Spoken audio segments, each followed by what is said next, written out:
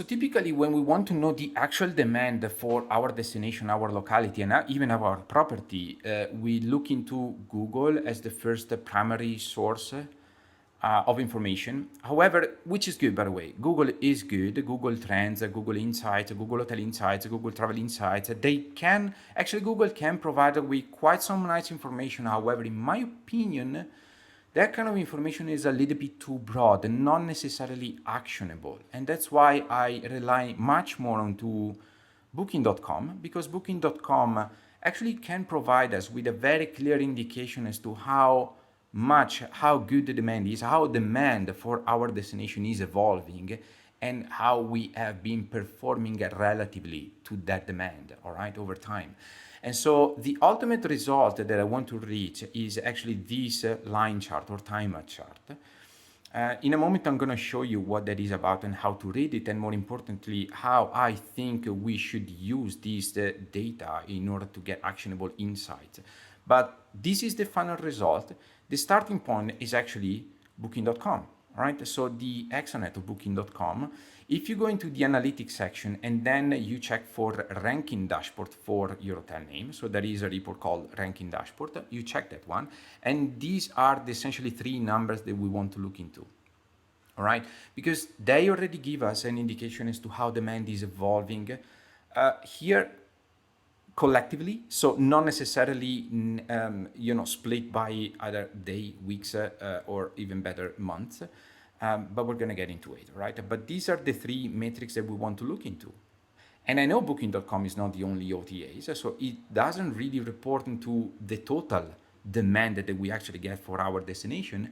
However, it gives us a very clear indication. No one, I mean, even if you check through your booking engine is going to be just a tiny little part of the actual demand that you can rely on in terms of numbers in booking.com, right? So booking.com has a much better, of course, I mean, I don't have to explain this, but these numbers are much more reliable. And so these are the three KPIs that we will need to look into. The search results view, meaning the number of times your property was visible in the search results. Now, here in the past 90 days, but okay, let's forget about the time span. But however, the metric is this, the number of times your property was visible in the search results, meaning people searching for certain dates in that specific destination, in your specific location, locality, whatsoever, and the number of times that your property showed up. It's the listing, all right? So the number of times your property was listed based on the search result. These numbers represent the number of times that people actually landed on your site, all right? It's like your dedicated page or landing page on booking.com. And in here, of course, is essentially the look to view rate, or whatever you want to call this metric, but essentially it's this number here divided by this number here. The higher, the better, essentially. So in simple words, the greater this number, the more appealing your hotel seems in the listing. And then of course the booking, so essentially conversion rate. Now again, by default here, you cannot narrow down by a different time span. It's just 90 days. But if you scroll down within the page, you will see this, which is actually the exact same report, or actually the exact same number, but here you can show data for different time span. Now, you don't have many options, and by default 90 days, or even if you select 30 days, you will have the daily split, which is actually not really actionable, not really useful. But if you select the past 365 days, the data will be aggregated by month, and this is exactly what we need. All right, so you can change these numbers here, and then you can check what the number of search results views for each month. And here you already see the progression of the demand, all right? And this is quite interesting. Now, how you can use it. Now, probably this is enough to understand the demand. I also like to create this funnel report because I want to get some more insights, all right? So to narrow down a little bit further into these numbers. And what I do is I take these numbers manually. There is no way to do it automatically. Whatever your reporting tool is, there is no way to pull out these numbers from booking.com. They will not share in any API whatsoever. So either you take it manually, or there is nothing you can do, right? So simple as that. So let's take, for example, so this is the line chart or time chart. How is this time chart populated, or where is this time chart getting data from? It's getting it from here. Now, is a little bit more, this table includes much more data than it is actually needed for this chart here. So I'm not going to explain everything, but the point is this part. So what we need to focus on is this part. And if you can see the KPIs, or the breakdowns, search result views, property views percentage, the reservations value, and then conversion rate, all right? So either directly or calculated, like for example, conversion rate, or even the property views is calculated, all right? It's a direct formula. We just plot in the numbers and then is automatically calculated on that. And as you can see, so let's see, for example, let's take January 2024, which is the last full month.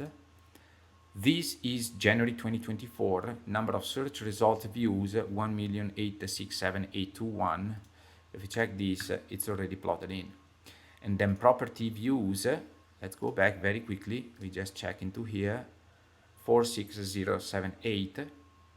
46078, and that's pretty much it, right? Then the reservation value, I take it from another report. Even the reservation I take from another report, and then from there I can compute the conversion rate. But once I plot in the numbers, then I can feed my line chart or time chart, and there you go. So very simple as that. Let's see how to use this report and what kind of actionable insight we can get, especially for future marketing / revenue / distribution strategy. The blue line is the search result views, again on booking.com.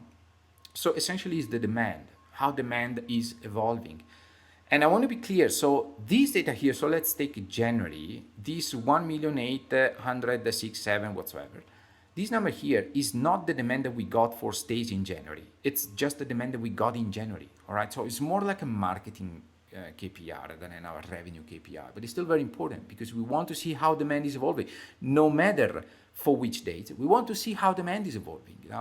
We have another thing, or at least I use another thing through the booking engine, another report that I created through deep tracking, where I can track, okay, how or for which dates that people have been searching for or shopping for, right? But that's another story. So here, these search results may be for January, but for stays in January, but they can be for stays in February, April, March, July, whatever. It doesn't really matter. I just want to see the travel demand, because that is where we convert. We don't convert when people stay. We convert when people book. So that's what I'm interested in. I know that we need to combine much more data, but this is a starting point again, right? So this is demand that we got in January, and then so how we can read it. So for example, let's take this. FYI, this hotel is a typical leisure hotel in the European region, and so July and August are especially very, very, very high season. Also June and September, but a little bit broad, so high but not so high. Or let's say July and August are super high season, June and September are high season. And then typically winter time, so November, December, January are very, very low season. This is about, staying days, right? So the actual occupancy in those months. However, the booking dates, we know that, for example, January travel demand, and even more so February, even though they're very low season in terms of staying dates, but they're very good season in terms of demand and conversions, all right? And so let's take a few examples. Here, always we need to contextualize, all right? So let's take July, because it really, it really highlights this month, because we got reservation value. So the value that we got from the reservations that we got in July for future dates. We got very, very high demand, very, very, very, very, very good reservation value. However, the property views you see is not necessarily that high. Actually, if you see and compare to last month, which is this red-ish number, 1.59%, is not the highest, which means the hotel showed up very often, but people didn't click as much compared to other months.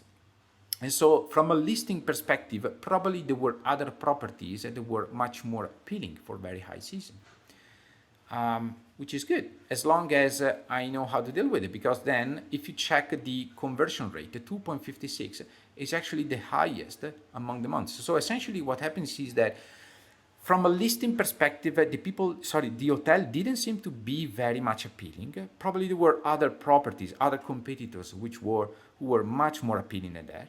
However, the conversion-wise, we converted much better.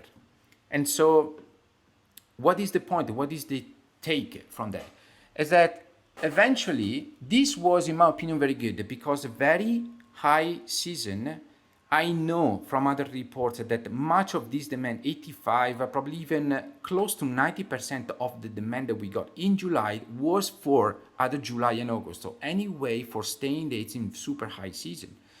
And so in super high season, I want to actually get more direct bookings as opposed to intermediate bookings. Because high demand, I can work on margins, all right? And so this number was good, but this number was not good. It means that I converted a lot through booking.com, or this hotel converted a lot through booking.com, and probably, more likely, I didn't convert as much through the booking engine. Meaning, a lot of demand, generally speaking, a lot of demand, we got a lot of bookings, but probably most of those bookings were coming from booking.com or any other OTAs and not necessarily from the booking engine. If we take January, for example, it's a totally different month because here in terms of occupancy, we are in a very low season. However, this is where typically demand for the very high season, so July, August, September 2024 in this case, will start picking up. Actually, it already starts in December, but here, for example, I know from other reports that the demand, so you see here the blue line is picking up again after the very low season, is picking up again, and this demand is actually more than 50% for future dates and very high season dates. Again, so between July and August, or let's say taking a little bit broader, June and September 2024. So I have a lower conversion here, for example. Listing-wise, I'm performing much better. Lower conversion here because more likely I'm converting much better through the direct channels.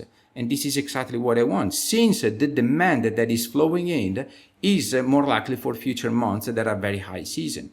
So in here, I don't need that much of visibility because people are looking for, the very high season. So I'm thinking I'm anyway going to fill up my rooms or these rooms, and therefore I want to work on margins rather than visibility. So these numbers here are quite good.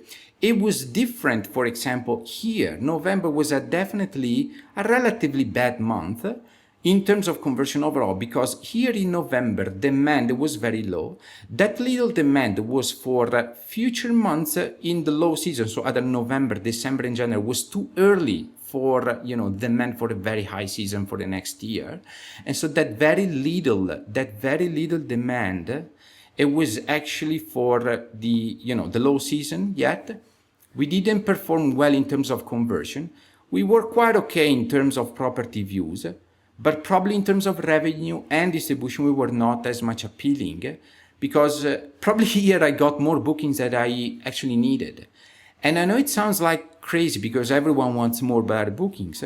However, in here, since the conversion is low, probably also my ranking on booking.com was impacted negatively. So ironically, I wanted here the conversion on booking.com to be higher because higher conversion is going to improve my ranking position, my ranking on booking.com over a period that I need much more visibility and much more, help from booking.com in order to be visible as much as possible, because the demand that is going to be generated in here is still for low season. So I don't quite much care about margins as long as I get a little bit more visibility and therefore volumes. So this is some actionable insight that I can take for next year. I know every year is different, but here I can see the trends, all right? And so here I need to focus more on direct, especially in this month. This was okay. August was okay. September was okay. But July was definitely a bad month in terms of distribution. But here, November, for example, I want to pick up, or I probably would like to address more bookings and therefore give up my margins from direct to give a little bit of leeway to booking.com in general, to the OTAs. So again, this is just a starting point. It doesn't really give all the answers. They need to be contextualized with all other reports. As a matter of fact, you will need to track which dates people are searching for, and I can do that, or at least I do that from my own direct channels, from on the booking engine. And I know the demand, between booking.com and the OTAs in general and the booking engine is they're not necessarily the same, but I can kind of try to contextualize the demand that I get from the OTAs and the performance that I get from the booking engine. Nothing is perfect, but it gives us very, very great insight in terms of where I should be focusing on. Volumes or margins. So OTAs or direct bookings. So yeah, take it. Let me know if you need this template. It's pretty much a rough one. I didn't actually prepare one to be shared, but if you find it interesting, if you want it, feel free to reach out to me. So via comment or a message, and I'm more than happy to share with it. So yeah, that's pretty much it. Thanks. Ciao. Bye-bye.